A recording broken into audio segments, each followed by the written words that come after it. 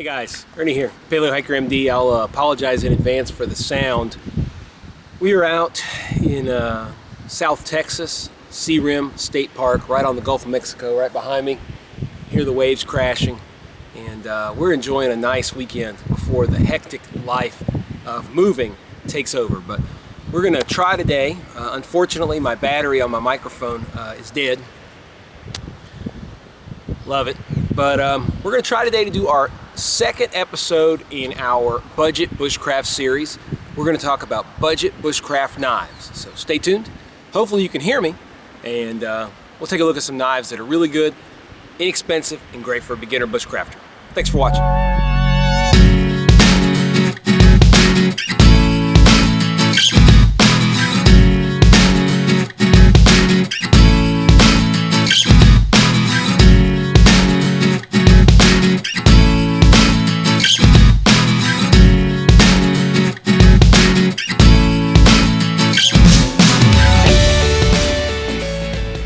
Alright guys, I don't know if this audio is going to work out very good, but I'm going to try to dull some of the wind noise. It's actually not very windy. Got a little wind coming up off the Gulf, but not too bad. So like I said, we're going to talk about budget bushcraft knives today. We're going to look at 4 different knives. Now anything budget bushcraft to me needs to obviously be budget friendly, that's obvious, but it needs to be high quality and stuff that you can depend on. If you're out in the bush and you're doing things and you potentially have a survival situation or whatever it might be, you want stuff that's going to work out really well. The first knife we're going to look at is more of an everyday carry knife. Now this is the Opinel number 8.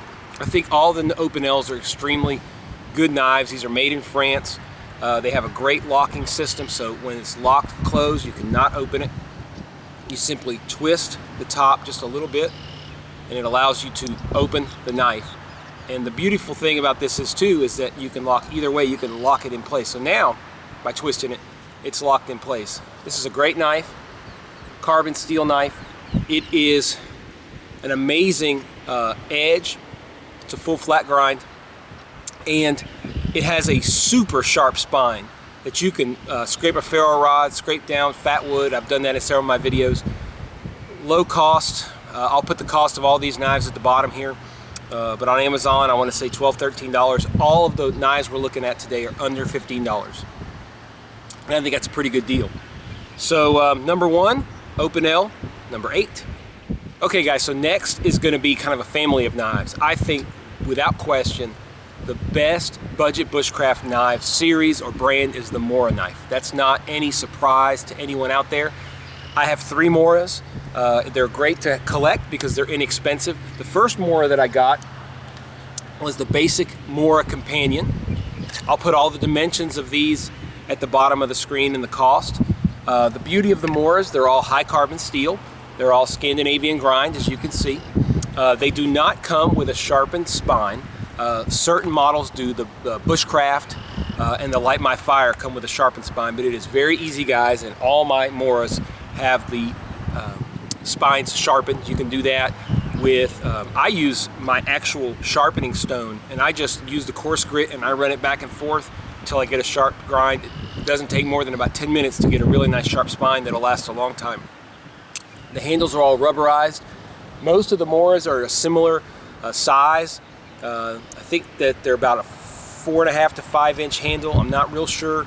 And I think this Companion is a 4.5 or 4.25 blade length. It's got a very mild drop point, and like I said, a full Scandinavian grind. These are carbon steel knives. They hold their edge extremely well.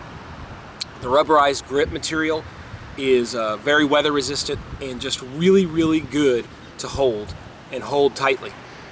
These knives you could bash around, you can use as much as you want, and you're not going to worry too much about the cost because this is about $12, I think. Pretty good knife. So this was the first one that I got. Now the only limitation on the Companion is that it's a fairly thin spine, so actually batoning with it or doing stuff like that is a little more difficult. These are not full tang knives. They're all 3/4 tang, so they come to about right here, but they're still very strong. So let's look at my next Mora that I bought. This is the Mora Craftline High Q Robust. Anything that's robust is going to be a thicker spine. I didn't show on the other one, but all of them come with these hardened plastic sheaths They're pretty utilitarian, but they are basically indestructible. Very easy to get out. These are very sharp knives. You can see this one has got some rusting on it because I haven't done the best job of maintaining this particular knife. Same thing as the other knife. Rubberized grip. Very nice on the hand. I have fairly large hands, and that's why I got the high Q. This particular model has a little bit beefier size to the grip. Same basic carbon steel blade with a full Scandinavian grind. This one does have the wider spine. I can easily baton with this without any problem. And again, a lot of people, well, some people are kind of against batoning because they feel like their knife is their most important thing. I think a knife that's highly or has a high quality build to it will stand up to batoning. Even these 3/4 tang, if you treat it right and you don't overdo it and you don't baton things you shouldn't baton with the size of blade you have, you should be fine. So this was the second Mora that I got, and I love this knife. The third Mora that I got, which was my most recent addition, is this Mora Craftline Robust. I bought this for my daughter as her first knife. The reason I chose this particular knife, it has a little bit of a smaller length blade. It has a very sharp full Scandinavian grind, but what I really liked about this was this finger guard right here.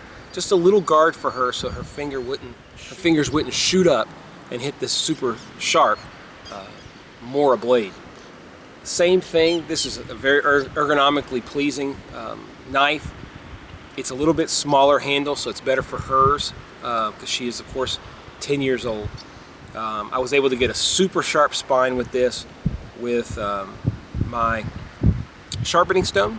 And again, just a super, super nice budget knife. All of these are below $15. If you're in a situation where you want to collect knives, I love collecting knives. I have quite a few. These are great to collect because they're inexpensive. So that's a look at my Mora knives, the brand of knife that I think is the best budget bushcraft knife. All right, guys, so signing out today. It is Sunday. It is beautiful. I've got birds all around me. This particular state park, which is, again, Sea Rim State Park down in South Texas. It's south of Port Arthur. This is a huge oil industry area. Really kind of one of the epicenters of the oil industry here in America. But that's a look at the bushcraft, budget bushcraft knives. I really think that if you're looking for a budget bushcraft knife to start with, to continue your collection, any kind of reason to get a bushcraft knife, get a Mora. They have tons of different models. The good thing about Moras too is they sell stainless steel, and their stainless steel blades, which actually I used to have one, I gave it away. Their stainless steel blades really retain an edge extremely well. Maybe not quite as well as a carbon steel edge or blade, but it really is pretty close. The Mora stainless steel is amazing. Anyway, I appreciate you guys watching. I hope that you guys look forward to further episodes of the Budget Bushcraft series. I'm not sure what we're going to do next, but if you have any comments, questions, make sure you leave it below. I appreciate you guys tuning in.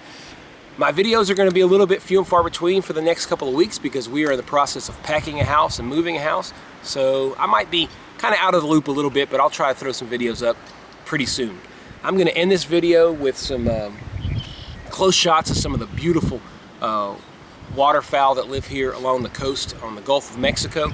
And I appreciate you guys watching, so stay tuned and see y'all soon.